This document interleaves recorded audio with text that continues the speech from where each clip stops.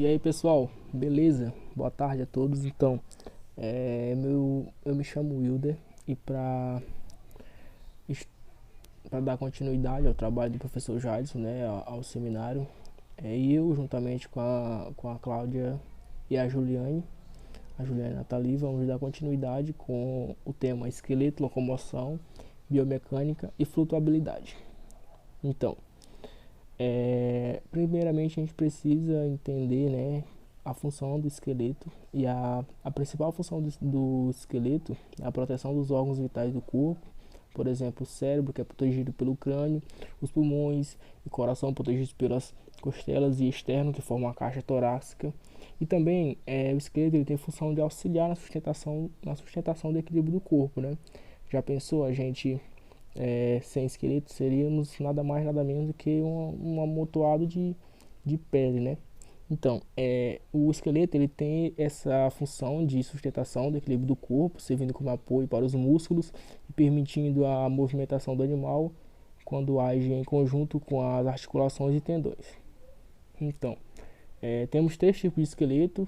Primeiramente, temos aqueles esqueletos rígidos, que são os endoesqueletos dos vertebrados, o exoesqueleto, que são nos insetos, né, e crustáceos, e temos também aqueles esqueletos hidráulicos. Quando a gente pensa em esqueletos hidráulicos, a gente pensa logo em líquido, né, e é exatamente isso. Os líquidos, ele vai estar presente nesse esqueleto aí. Então, os animais, para se movimentar, eles precisam de um sistema que forneçam o que eu acabei de dizer, né? Apoio para a musculatura. Então, o esqueleto hidrostáticos, né, ou hidráulicos, essa parte de hidro, né, significa água. Então, vocês devem imaginar que esse esqueleto está relacionado com a presença de um meio líquido, e é justamente isso que acontece. Os esqueletos hidrostáticos estão relacionados com a presença de líquido no celoma. Relembrando, o celoma é aquela cavidade e dentro dele existe esse líquido. Esse tipo de esqueleto ele pode ser encontrado em animais celomados, né? No caso aí dos anelídeos.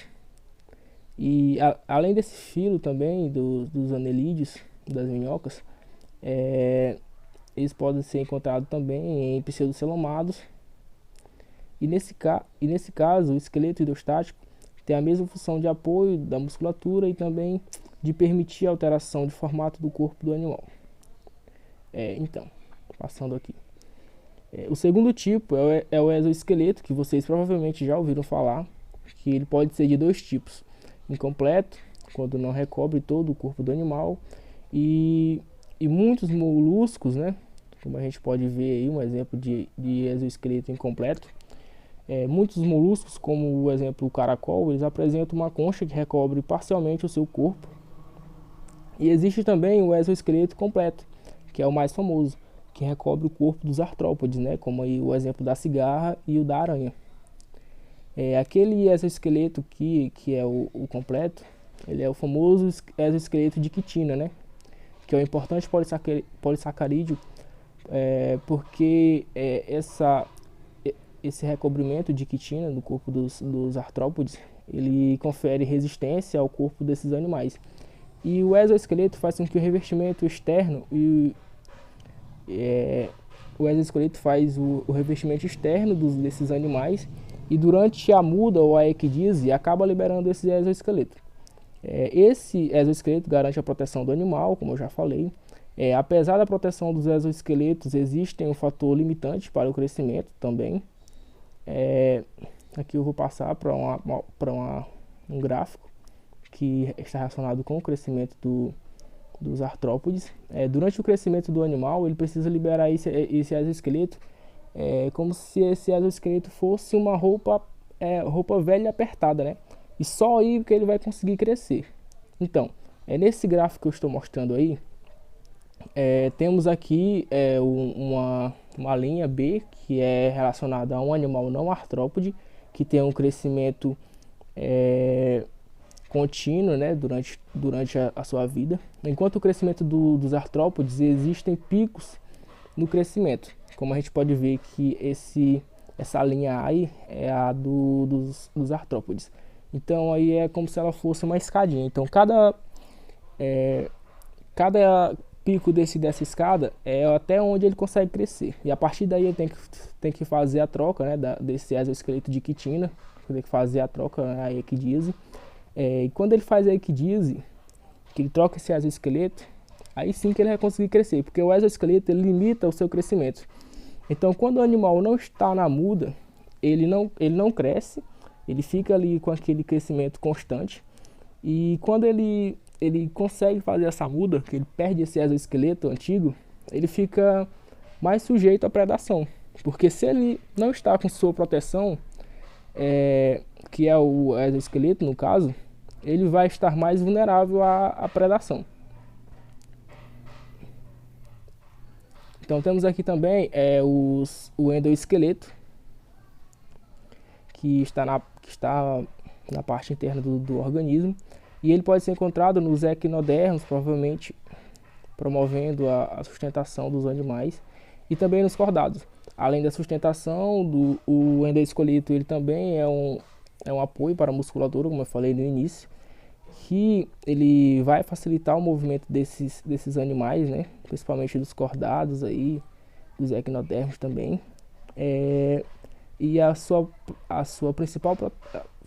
principal função é a proteção dos órgãos vitais, como eu falei lá no início da apresentação, que é a caixa torácica, aí o crânio para proteger o encéfalo, né, o cérebro. E é isso aí, pessoal. As meninas vão dar continuidade. Muito obrigado pela atenção. Valeu. Olá, dando continuidade à apresentação do trabalho do nosso grupo, vamos lá ver o que é locomoção biomecânica. A locomoção biomecânica, de acordo com a literatura proposta pelo nosso professor Jadson, ela está dividida em alguns fatores, como corrida, energia economizada pela elasticidade, saltos, que está dividido em subtemas como o galapo, que é um animalzinho, a pulga e o besouro clique. E também vamos ver também o voo e a natação, que também estão divididos em subtemas separadamente, enfatizando o voo sozinho e natação sozinho. Vamos lá. O que é a locomoção biomecânica? A locomoção biomecânica tem alguns fatores envolvidos. Os músculos esqueléticos são usados principalmente para promover energia mecânica para os animais em movimentos. Os animais conseguem nadar, correr, saltar, voar e nadar. Os músculos são universalmente utilizados na locomoção animal, tanto nos vertebrados, nos répteis, todos eles envolvem músculos. Então, todo movimento vai ter o músculo como uma das partes fundamentais para esse movimento. O trabalho exercido pelos músculos pode ser separado em dois tipos. O trabalho realizado ao ambiente, que nada mais é do que o esforço exigido para mover o ar ou a água convertida em calor. Ou também podemos ver o trabalho realizado junto ao corpo, que nada é mais que o esforço de mover o contato. Tipo, aqui nós temos o ar e a água, que são objetos não sólidos, são efeitos não sólidos. Agora, quando a gente passa para o trabalho realizado junto ao corpo do animal, a gente vem junto como que quer dizer que vai ter um atrito. A gente vai ter um obstáculo, uma parede, vai ter um movimento numa parede, tipo aqueles carambolozinhos fazer um movimento na parede ou no chão. E em vez dos peixes que tem a água, que são aqueles sólidos, né, um obstáculo sólido, e o ar também. Porém, eles também têm o seu papel, de acordo com os movimentos, né? Corrida, locomoção. Como é que envolve a corrida? Um animal, durante uma corrida, precisa superar várias resistências. E foi divididas em dois. Em ar, que para você ter essa corrida, o ar vai contribuir, vai fluir. Com o ar vai vir o oxigênio, vamos dizer, o ar, e no meio do ar, claro que vamos ter oxigênio. Então, esse oxigênio vai contribuir junto com o ar e essa corrida vai ser lenta ou rápida.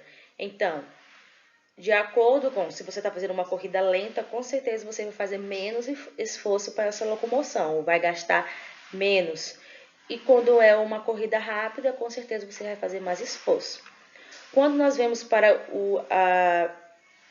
a outra resistência, a gente vemos que é a deformação e o atrito. O atrito já vem da parte dos obstáculos, como eu disse anteriormente. Aqui você tem o ar e o oxigênio, que é a sua resistência, seus obstáculos. Aqui é um atrito. Pode ser uma parede, pode ser no chão, uma corrida no chão e assim por diante. Um solo liso com atritos, com obstáculos, ou até aqueles solos fofos também. Tudo isso tem um custo energético, um total de uso na locomoção. Um custo energético que pode ser alto ou baixo, de acordo com o que você está fazendo. Se você for uma corrida lenta, você vai ter um custo energético baixo. Se você está fazendo uma corrida rápida, o custo energético vai ser alto. Então, gasta menos ou gasta mais, de acordo com a locomoção que você está fazendo. Quanto à parte da deformação, de acordo com o atrito. Se você for numa pista lisa, correndo numa pista lisa, você vai correr mais rápido e vai ter um custo energético menor. Agora, quando tiver obstáculos, como aquelas corridas de obstáculos, que você tem que pular aqueles obstáculos, com certeza você vai ter um custo energético maior. Quando vemos para locomoção biomecânica, energia economizada pela elasticidade. O que é essa elasticidade? É tudo aquilo que vai te proporcionar a uma quebra de velocidade ou uma quebra de resistência. Como assim?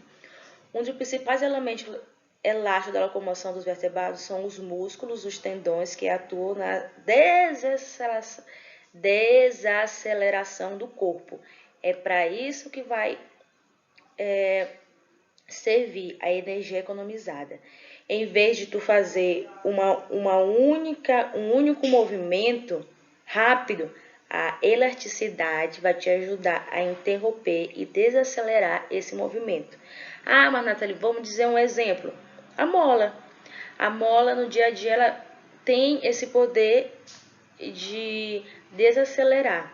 Como também eu botei aqui um exemplo desses amortecedores de carro, que eles vêm com uma mola e o amortecedor vem por dentro, que é quando eles passam em algum buraco, para na hora que for fazer essa velocidade da batida no buraco, o amortecedor vai fazer com que desacelere essa batida, assim não danificando o automóvel. Do mesmo jeito, e no corpo, no nosso corpo dos vertebrados dos insetos, quem é que faz esse papel? São os músculos e os tendões. Como nós sabemos, em cada junto dos nossos corpos tem essa elasticidade que chamamos esse materialzinho menos rígidos, que faz que não aconteça esses atritos e que a gente possa fazer esses movimentos para não fazer esse movimento acelerado e danificar algumas partes do nosso corpo. Então, os músculos e os tendões são responsáveis por fazer esse papel dos nossos corpos. Posteriormente, consequentemente, acabamos economizando energia com essa desaceleração desses movimentos. Aí nós vemos ainda para os saltos. Os saltos são avaliados quanto? Como que eu vou avaliar um salto? O salto de um inseto, o salto de um réptil, o salto de um vertebrado, de um mamífero. Como que eu vou fazer? O que influencia esses saltos? Vamos lá. A massa corpórea, a minha massa corpórea vai influenciar no meu salto. A distância de aceleração, a velocidade da partida, o tempo de aceleração, a aceleração e a aceleração relativa da gravitacional. Vamos lá. Massa corpórea. Você tem que ter uma massa corpórea baixa. Por isso que os insetos, muitas vezes, eles conseguem fazer um salto muito maior do que o tamanho do seu corpo, porque a massa corpórea deles é baixa. E quanto à distância de aceleração? quando vocês veem aquelas competições de Olimpíadas que tem aquele salto à distância, salto com vara, vocês veem que o atleta ele vem de muito longe, ele vem correndo, pegando essa distância. E de acordo com essa distância e a aceleração, a velocidade, deixa eu pegar aqui uma setinha, a velocidade e o tempo de aceleração vai fazer, lembrando sempre com o peso e também com a gravidade, cadê a gravidade, a aceleração gravitacional, de acordo com tudo isso, se fazer uma junção disso tudo, com certeza o salto vai ser bem alto. Por isso que aqueles grandes atletas que conseguem ganhar medalha de ouro, eles conseguem fazer a junção desses pontos específicos e acaba tendo êxito no seu salto. Aqui eu botei uma tabela com a da pulga, o do gafanhoto e o do homem. Só que botei só a massa corpórica e a altura do salto. Porém, não é só essas duas que são válidas. Eu botei todas as outras aí, os pontos avaliativos de um salto. A massa corpórica da pulga, que é 0,400 miligramas, e do gafanhoto, 3 gramas, e do homem, 70 quilogramas. E a altura do salto, de acordo com o que cada um vai fazendo aqui. Aqui também tem os saltos do gálago. O que é o gálago? O gálago parece o suricata. Parece um suricatinha, que ele vive saltando. O recorde de um salto parado provavelmente pertence ao gálago, um pequeno primata tropical que pesa cerca de 250 gramas, sob condições bem controladas. Um gálago salta 2,25 metros. Se vocês perceberem, 2,25 metros é muito maior do que o tamanho dele normalmente, a altura dele. E olha o tanto de grama dele também, o peso dele. Então, acaba sempre influenciando o salto de uma pulga. Ela utiliza os princípios da catapulha. Armazena energia em um pedaço de material elástico, que é a resilina. A resilina é que nem uma borracha. Na base das patas traseiras, os músculos relativamente lentos. Aqui a pulga, ela não tem velocidade, ela é um inseto muito lento, por isso que ela tem essa capacidade, essa resilina, que é que nem uma borracha. Músculos relativamente lentos são usados para comprimir esse material que desenvolve energia total com uma eficiência próxima a 100%. Quando o mecanismo de liberação é disparado dessa maneira, o rechaço elástico funciona semelhante a um estilingue e confere à pulga necessária aceleração. Entendeu? Ela tem músculos lentos, ela é lenta, ela não tem impulsividade, porém essa resilina que ela tem nas patinhas delas traseiras vai funcionar que nem um estilingue que vai fazer ela pulsionar e fazer o salto. O besouro clique é do mesmo jeito, só que ele usa muito o ar e os músculos dele e o tórax para contrair. Ele só faz os saltos quando ele está virado assim. E para fazer isso, como é que acontece? Ele usa o ar e o tórax dele para fazer essas impulsões dele para poder virar. Locomoção biomecânica quanto ao voo e à natação. O ar e a água são meios fluidos e os animais que neles se movimentam têm problemas semelhantes. Por que eles têm problemas semelhantes? Porque eles não têm atritos. O ar não é uma coisa sólida. A água não é uma coisa sólida. Então, eles têm problemas semelhantes.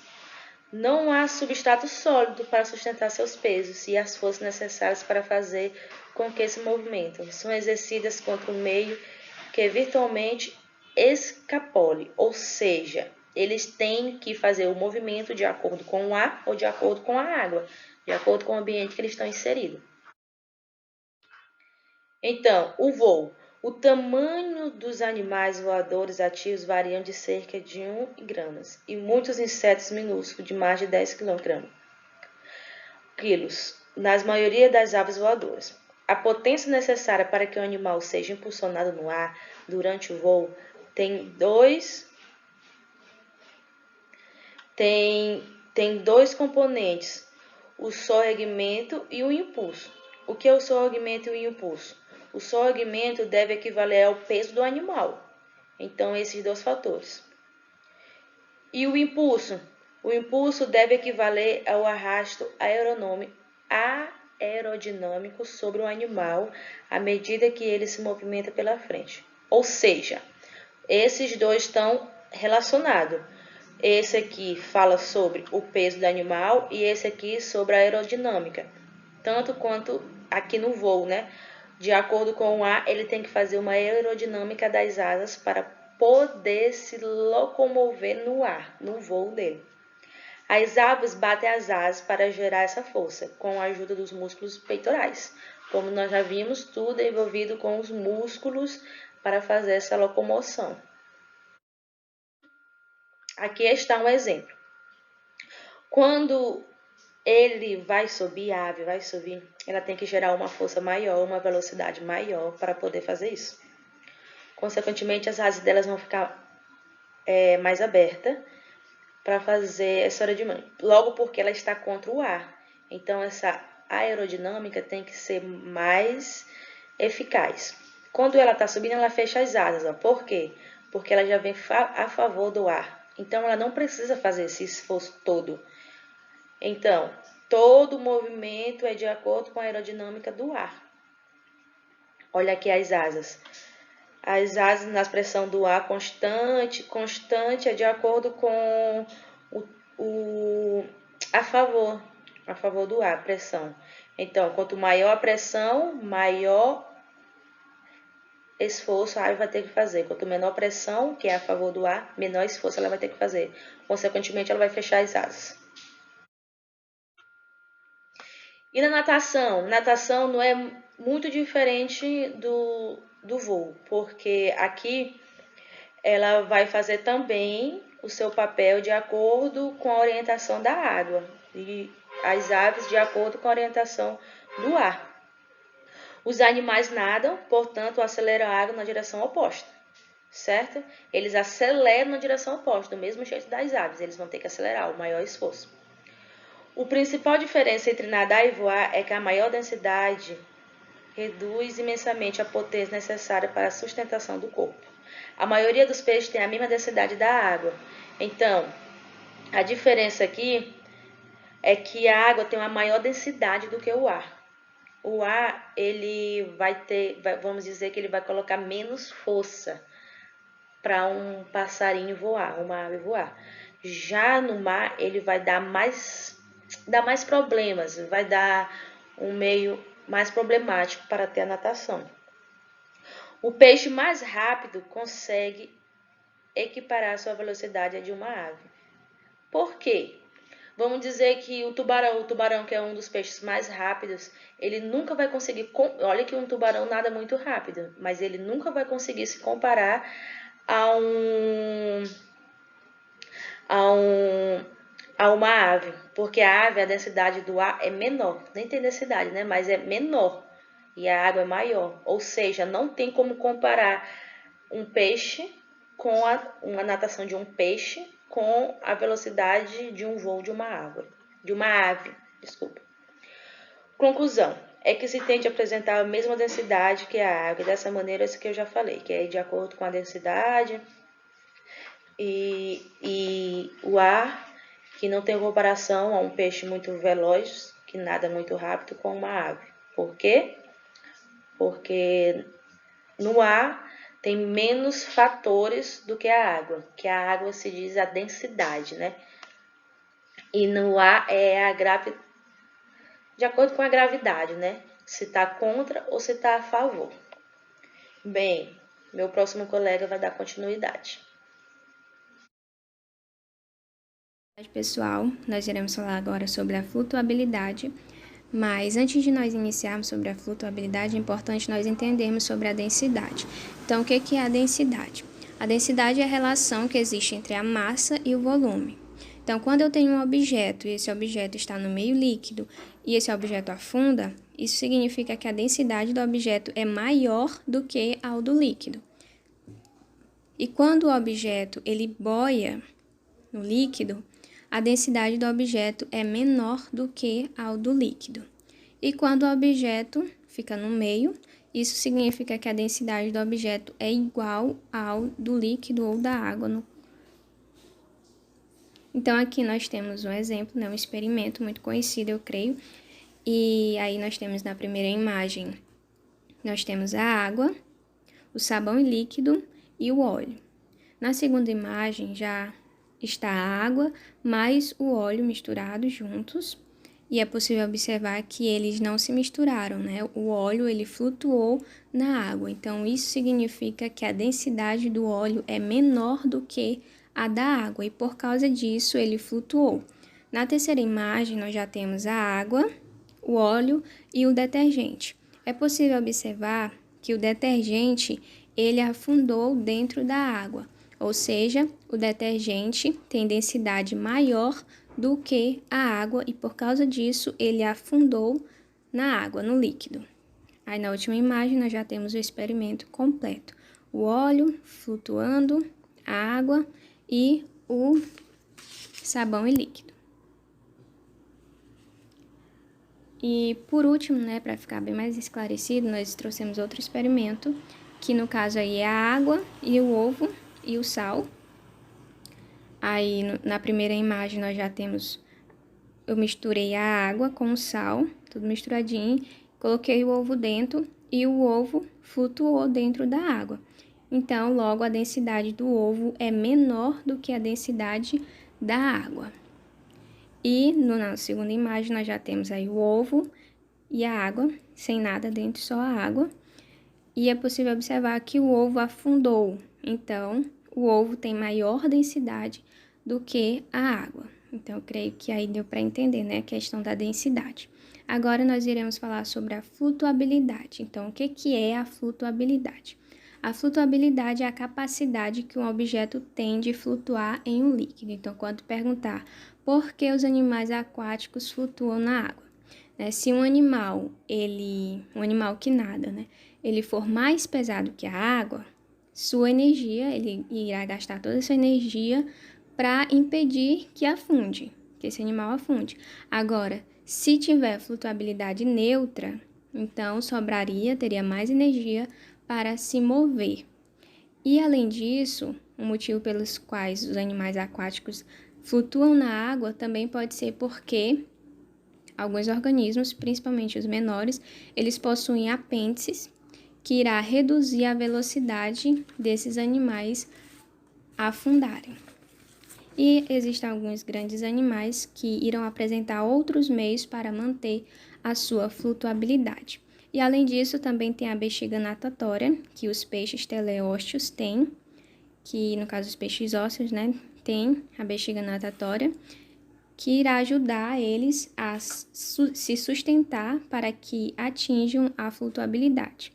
E outros não têm bexiga natatória, como tubarões e também como as baleias. Aí eu trouxe a imagem de baleias para a gente entender um pouquinho sobre elas também, porque que elas não afundam, já que elas são dos animais mais pesados que existem.